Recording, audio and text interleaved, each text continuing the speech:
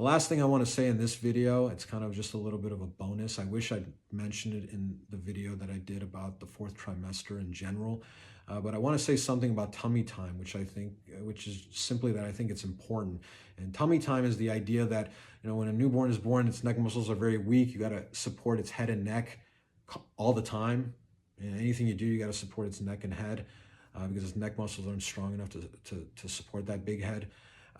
But experts will tell you that at some point, I don't know, for us, I think it was after the first month that we really started making an effort to do tummy time.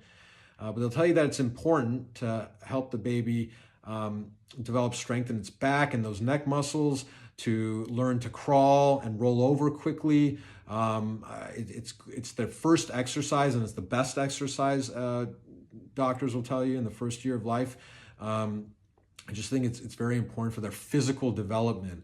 The reason we didn't do it in the first month is because, he was just this fragile, delicate newborn. And when he wasn't napping on his back, swaddled in his bassinet, he was in our arms, he was maybe on our shoulder. So, laying down on our shoulder, even just trying to tilt his head back and look out the window, gaze out the window, or whatever he was seeing, he was using his neck muscles to do that. So just, in the course of breastfeeding, in the course of the minimal wake time that we had, where he would, we would just be holding him and loving on him and maybe passing him to each other so that each of us could love on him. He's kind of using his neck muscles that way. And then beginning in the second month, right beginning in the second month, we have a little bit of more wake time to begin with, and then we would put him down on his tummy for tummy time. My advice, and the advice you may come across online elsewhere, and it's good advice, is start very, very, very small, because babies don't like it so much in the beginning. And if they don't like it and they're fussing and crying, then you're not going to like it and you're not going to do it. It's not going to be very comfortable for him. He can't really lift his head up, but so do it for just seconds at a time in the beginning is what I would say. Seconds. And the second that the baby starts fussing, flip him over, like it's over.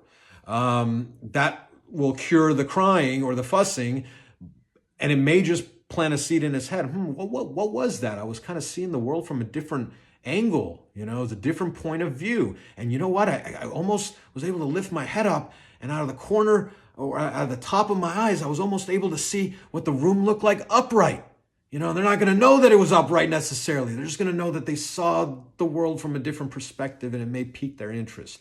And the next time you do it, as soon as he starts fussing, turn him over. This will be seconds in the beginning, at least it was for us. But over time, you let him go until he starts fussing. The second he starts fussing, you turn him over.